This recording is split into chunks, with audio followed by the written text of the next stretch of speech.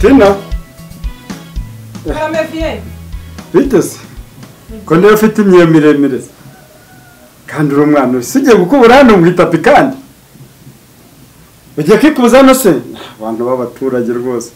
Ntago hano bakoresha imyeyo miremire. Ahubwo wowe no buturage kabisa. Ntago nzi ko umuntu akivamo ntikimuvemo kabisa. Ugiye kukubura? Ndamaze. Niba mfite imyeyo miremire ndamaze. Ntago uzi ko iyi myeyo ari ikubura imbuga ya mabuja hagacya. Ubundi se uzi ko iyi myeyo nyikubuza ku kwezi umushahara wanjye mabuja akawunyongeza kubera ko iyi myeyo ikubura imbuga ye igacya. Ako se vie ubundi muri make hano Tina ngewe ngubereye ikibazo ngubereye ikigeragezo kuburyo uzumbwira ngo ndi umuturage. Ngerereka ngubwiza ukuri. Ese makutansiri mu rubundi ngo nyereke nubwo bunyamugi menye uburyo najya mbigitwara mura. Ahubwo wakagombye kumenya cyo bitwaye ikisi. Suyifite se? Ubuturage rero nago bunatorerana. Niyo mpamvu bakubyange ngo kibamo n'ikikuvemo. Wowe uri hangana n'ubundi. Ukaganira n'umuntu. Kubera yuko kuganira nta kintu bitwaye. Menye ko hari wanjye. Bitega n'uburenganzira bwo gucoza ngo kuganiriza. Ariko nunasanzwe naraka. Abona kuntu uvuze ngo nyubahuke. Naho rero.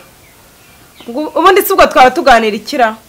Ubuturage bukindi mu bunyacyaro bw'iyo ngiyo. Are.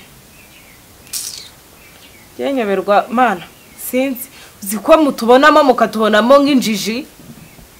Gaho mukatureba mukabona si twize mukatureba mukadufata nk'ibindi bikoresho. Nimye kubereye ikibazo hano muri uru rugo sera.